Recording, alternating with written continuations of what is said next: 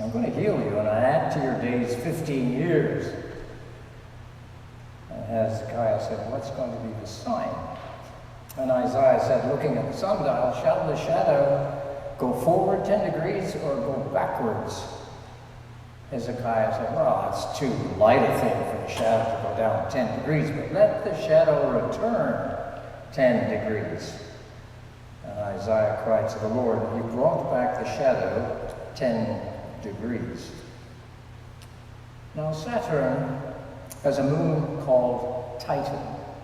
I guess one could explain everything about Titan as being all about the laws of nature, cause and effect.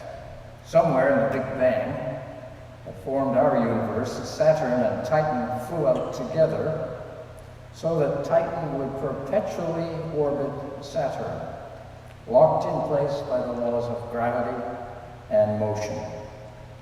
Titan and Saturn could be explained then through an uninterrupted chain of events from the Big Bang, that is up until January the 14th, 2005. You know, some scientists argue that a miracle would somehow contravene the laws of nature. To them, it seems unlikely that Jesus could walk on water, make 5 loaves and fishes feed 5,000, or heal a leper. See, these things would interrupt the sequence of cause and effect and would appear to break the laws of nature and represent instead a magical view of the world. Thus, science would tell us if we were going to be intellectually rigorous, we need to discount these stories as being true. Some scientists argue that the universe is just a product of random forces. There's no need to have a God explain the laws of the universe. In fact, down through the ages, there's this steady stream of cause and effect that's entirely rational, and that will explain all things. And miracles don't fit into that view because they'd interrupt the sequence of cause and effect. Now, let's suppose that you're out in the field, in the wilderness, in a remote northern place. And there's a lot of glacial till rock strewn all over the place, and these rocks have been there since the last ice age. Now, looking down at just one rock, we could, if this theory is correct, completely explain its presence by cause and effect. As the earth eroded, smaller rocks were formed. Heated by the sun, cooled by ice, the rock fractured, and over the eons of glaciation, its path could be traced to its present location beneath your feet. Its movement would have been by the laws of nature and the law of cause and effect to realize its present position. All true. Now, let's suppose you go over to that rock using the laws of nature and you throw it 100 feet away from its present position. How did it get there? By the wind? The sun? The glacier? No. It got there because you made a decision in your brain to hurl it some distance. The cause was in your brain, a thought, intelligence. Without that thought, the rock would still be in place, completely locked in a cause and effect sequence to explain its history. But make a decision to pick it up, and everything changes. Now let's go back to Titan. Imagine millions of years of Titan's existence.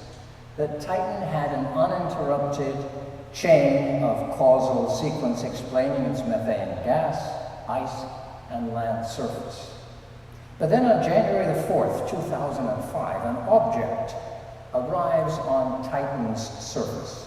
The sun, the ice, all the forces of Titan, and the universe did not result in this thing. It sits there as an object of intelligence. Its cause? It lies somewhere in some scientist or politician's brain synapses on a planet far away. It gets there by the laws of nature, but it can be only explained by the fact that intelligent life decided to place it there. In other words, mind affects matter. Thus, mind can change things. The Huygens space probe used the laws of nature to get to Titan. I suppose if it were possible for someone to live on Titan, we might be tempted to say that the Huygens space probe would be a miracle. Actually, it's the product of intelligent life manipulating matter. That is its real explanation. Today, the application of intelligence produces what former generations would have called miracles. Today, we send through the air pictures, print, messages, texts, none of which we could do 50 years ago, and then people would have laughed at the ideas as impossible. That would take a miracle, they would say. Today, we do it all the time, and it's the new normal. We think nothing of walking on the moon, building a space station, performing microsurgery, analyzing the human genome, producing atomic fission. Intelligence is the cause behind all of these advances. In no case have the laws of nature been broken or violated. Instead, they explain what happens when intelligence is brought into play in the cosmos. So the first miracle of miracles is intelligence. I was looking at the structure of a cell with a motor in it with microscopic gears in it. The scientists studying it ruled out natural selection or evolution for the production of this little motor. There was intelligent design in micro cell structure, parts that turned and were geared into each other. It looked like the product of intelligence. It was a motor designed for a function, and it worked beautifully. Now, it's arrogant, isn't it, in the extreme to think that human beings have got a monopoly on intelligence? I watched a flock of birds the other day, some 60 or so, all turn on a dime and suddenly fly in a different direction. Same thing happens with a school of fish. They turn in a flash together. That is intelligence at work. The mighty redwoods, some over 3,000 years old and 1,500 feet high, have got the tiniest seeds. Yet contained within that seed is the complete tree, which will soar up to 1,500 feet and weigh tons and live so long. There is intelligence everywhere. What is the origin of intelligence? We don't know. There are lots of theories, but that's not important. What's important is to recognize intelligence indisputably exists.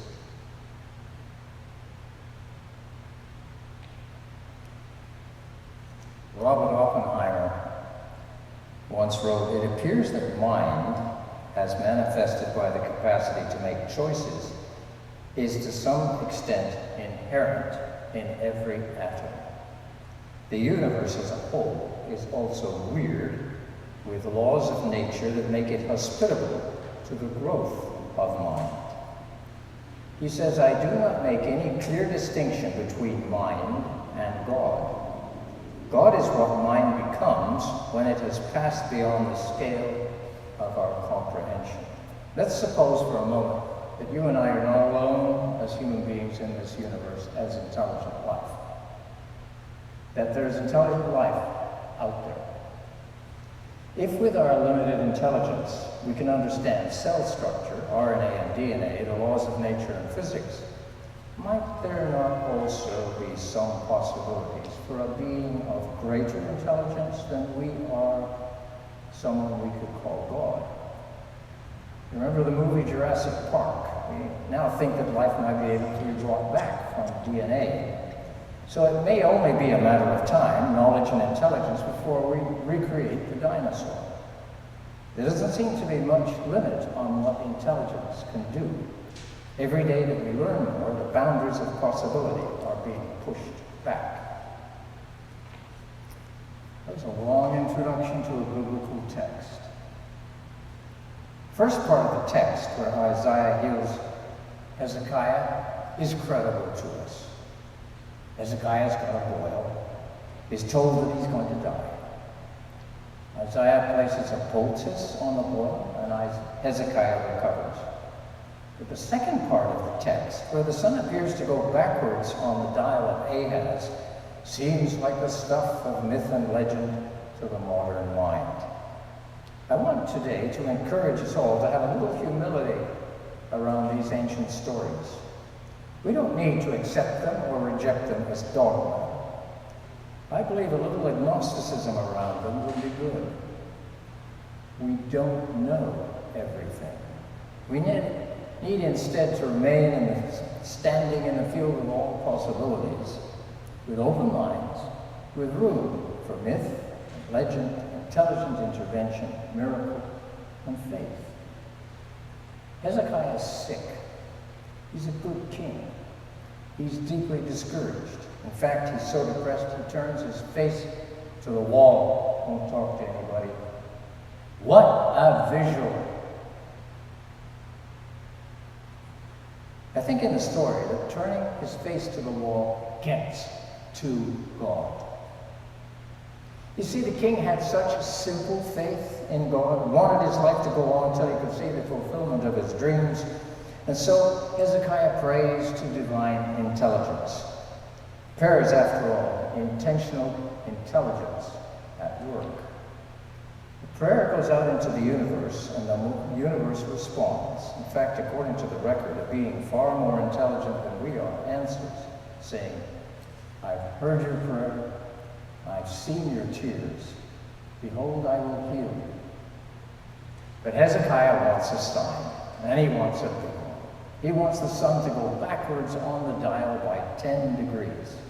And according to the story, divine intelligence makes that happen somehow. Interestingly, in the book of Chronicles, in a matter-of-fact kind of reference, is this in the second book, the 32nd chapter and the 31st verse, we discover that Babylon sent ambassadors to Jerusalem at that time to inquire of the wonder that was done in the land. Had their sundials also reversed? If so, what was the cause? If it did happen, the cause would have to be a mighty intelligence at work, an intelligence so vast, so awe-inspiring that the sun shadow would obey the laws of nature placed by intelligence upon it, just like humans arriving on Titan, or you throwing a rock in an undisturbed field of glacial till. I believe the world is all about matter, mind, and miracle.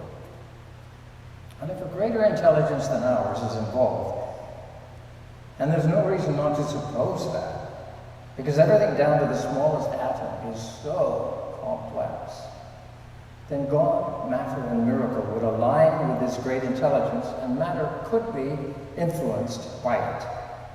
For it's indisputable that intelligence impacts matter. You know, my personal experience with this deity that we call God is most comforting to me. This God who stands in the field of all possibilities with no limits declares to me, through our greatest minds, philosophers and the apostles of the New Testament, that love is the essence of God's nature. This is my experience, to feel daily, divinely guided and protected. Daily I experience that love and protection. As Sloane Coffin, the great preacher at Riverside in New York, once said, God is to me that creative force behind and in the universe, who manifests himself as energy, as life, as order, as beauty, as thought, as conscience, as love. Thus, all the short ends of reality, the pain, the suffering, the tsunamis, the earthquakes, famines, human-induced climate change, our wars, greed, cruelty, crime, are all promised to be worked out by a God who is not only intelligent, but kind. And such is my personal faith. Isaiah the prophet once said, "Who has done such mighty deeds, summoning each generation from the beginning of time? It is I, the Lord, the first and the last, I alone am He." And I put put to you, this is the theory of everything that Stephen Hawking was trying to work out. St. Paul believed in the theory of everything. Here it is. He said, all things work together for good to those who are called by God's purposes. And the end result of everything in the cosmos is going to be the product of the highest intelligence of them all, love. Love is the essence, then, of the intelligence that flung the farthest stars into space and made the microscopic life of all things. Love was the first signature, and it's going to be the last. For it's the signature in matter of our Creator, Alpha, Omega, the first and the last, God. And we are, in our inmost essence, love. And when we love, we are in the image and service of the Great One. And then miracles become possible, as Emmett Fox once said. There is no difficulty that enough love will not conquer. No disease that enough love will not heal. No door that enough love will not open. It makes no difference how deep-seated is the trouble, how hopeless the outlook, how muddled the tangle, how great the mistake. A sufficient realization of love will dissolve it all. Why? Because that is the nature of the mind, universe of which we are part. It's the very nature of God, for God is infinite love. So today we are to stand in the field of all possibilities. We are to love, and we'll be able to discover the heart of the universe, the magic of being fully alive. St. Paul said there are three things that last forever, you know: faith, hope, and love. The greatest of these is love. Put love first. May God bless you.